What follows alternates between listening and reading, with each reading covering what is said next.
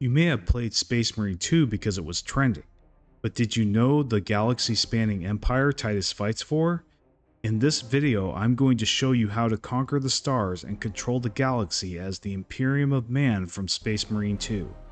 This is actually my first video covering thematic builds in Stellaris, so if I do well, please tell me in the comments. I felt with the release of Space Marine 2 it was the perfect time to do a crossover of the Warhammer universe with Stellaris.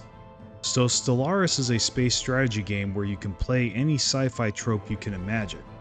There are ways to create empires in Stellaris similar to many of the sci-fi factions and empires from popular movies, TV, and video games. The Imperium of Man that governs the galaxy in the setting of Space Marine 2 is no exception.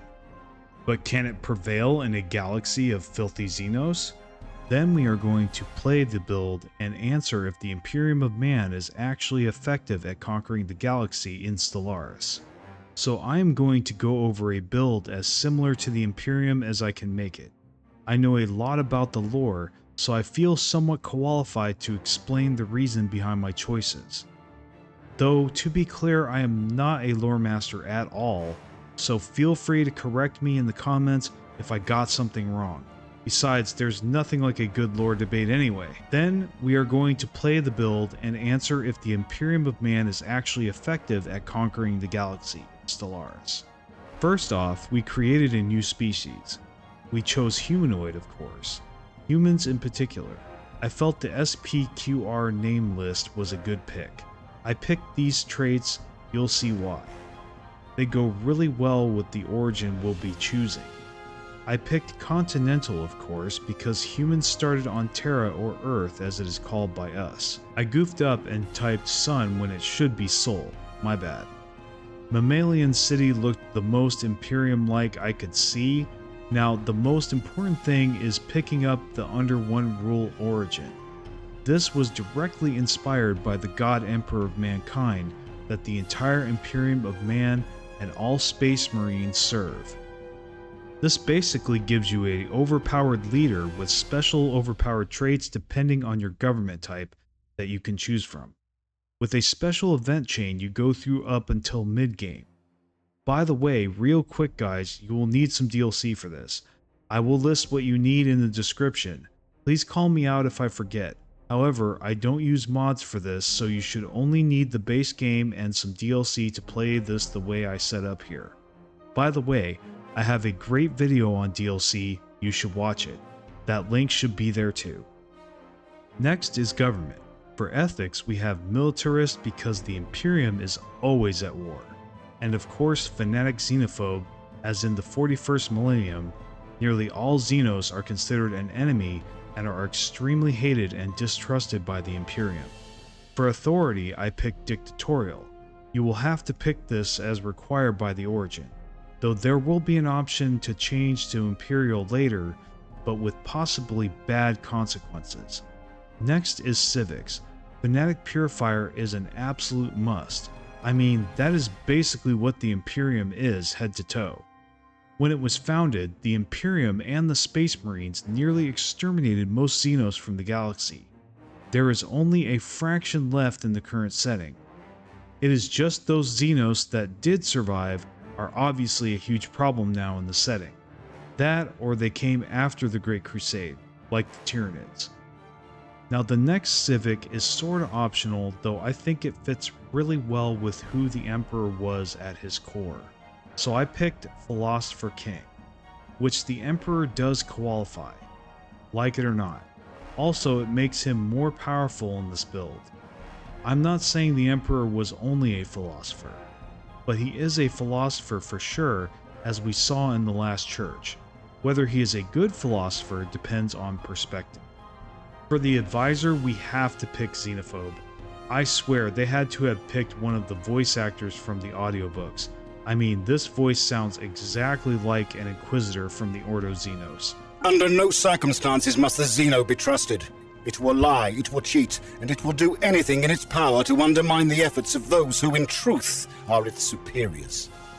This is by far the best choice. The others really don't fit, except authoritarian and militarist. Militarist kind of sounds like a female inquisitor, or commissar, or angry sister of battle. Well, the technocrat does sound like the mechanicus after all, so there is that. But the mechanicus is technically separate from the Imperium, but they are symbiotic with the Imperium and function as one entity. But they are legally separate as per the Treaty of Mars, so I think that deserves to be in a mechanicus build. Empire name, Imperium of Man. Adjective, Imperial. I felt the mammalian ship type most resembled the starships of the Imperium of Man. For ruler traits, we picked Commander because the Emperor was a warrior first and foremost in the Great Crusade. He led his troops from the front up until the conquest of Ulanor. Then he stepped back and let the Primarchs lead themselves. Big mistake. Inspired Commander trait felt the most appropriate here. The fleet bonus is a huge advantage in the beginning. Remember, we will be at war from start to finish. This will not be a peaceful playthrough. Last is the flag or empire icon. Honestly, I think the best pick here was the eagle symbol in the human category. This looks most like the two-headed eagle aquila or symbol of the Imperium that I could find, even though it's one-headed. Colors are sort of optional, but I recommend gray or at least red with some gold trim. Now for ruler name, I tried to choose Emperor of Mankind, but that was too many characters, so I shortened it by choosing the only actual name the Emperor gave himself, which is Revelation. I felt the look most matched the Emperor, but really nothing here did the Emperor justice at all, so pick what you want here because there are not any that come even close to representing the Emperor's look by a long shot. After that, save the build so you can play it later, and click Done. Choose your settings and hit play. Once you meet your first alien, eliminate that empire as soon as you can. Taking their planets and territory will be a huge boost to your economy. Each planet you purge will give you tons of unity, which will blast through those traditions. Make sure you pick supremacy as your first, as you will be fighting immediately. After this, you should keep eradicating all empires you find. Unlike other empires, you don't need to make claims on any planets to take them over. Just take them. Have no mercy as you slaughter the Xenos and bring worlds into compliance. Beware, they are likely to team up on you at some point, so be prepared for that. Build ships constantly like you would in an RTS. Oh, and demolish all buildings and districts as you conquer them to avoid an economic crash. Unless you can actually find pops for them, you can easily rebuild later with all the minerals you get along the way. During the course of early to mid-game, you will be taken down an event chain with your ruler and you will need to make various choices. There are two routes you can go. The most powerful option is to pick cybernetic Ascension and choose Save the Emperor with cybernetic. However, you will not be able to research Space Marines aka Gene Warrior Army. Sad face. Oh well, you still got the Imperial Guard. The second option is more thematic and accurate, and that is to pick biological Ascension and let the Emperor die, and have Space Marines. Unfortunately, I lost footage during production, so I do not have a picture of this event. Obviously, saving the Emperor with cybernetics is likely the most meta option, but not the most accurate thematically, as the Emperor is not biologically alive in the current setting. As fanatic purifier, your goal is to exterminate all other empires, so keep eliminating empires and play Stellaris as normal. I have some brief recommendations along the way. Consider any leader trait focused options such as aptitude tradition, leader experience gain, lifespan, as your leaders will live for a very long time, like half the game. Your third pick is whatever you think is best. There was not an absolute must I could find. Make sure you build enormous armies, or at least armies big enough to cap planets once they are bombarded into submission. Consider Colossus to RP Exterminatus, of course, but this is optional. The Armageddon bombardment stance will suffice. Other than that, play the game as you see fit. If you want guides on how to play Stellaris well, my channel is full of Stellaris tutorials, so check them out. As of this date, I do not have a Fanatic Purifier build guide, but after this video, I believe I should do one at some point soon. So when I played this build, things were going fine until the galaxy declared war on me during 2300, about 1/3 the way through the game. It got really crazy, attacked on all sides.